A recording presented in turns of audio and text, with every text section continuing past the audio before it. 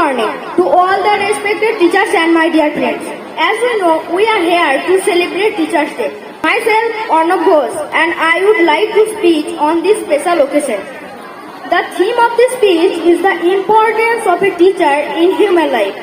Without a teacher, we cannot imagine a good life. Today is 5th September and we celebrate this day as Teachers' Day every year.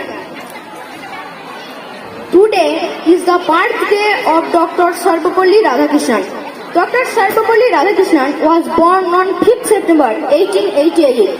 He was a teacher and became the President of India in 1962.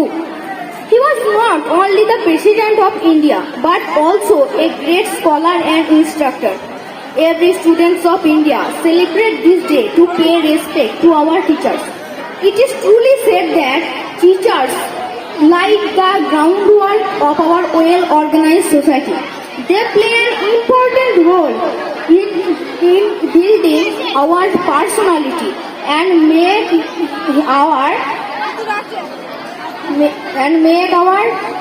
gentlemen. So we should never forget and ignore them.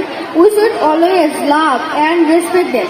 They always teach us the importance of education in our life through their continuous efforts.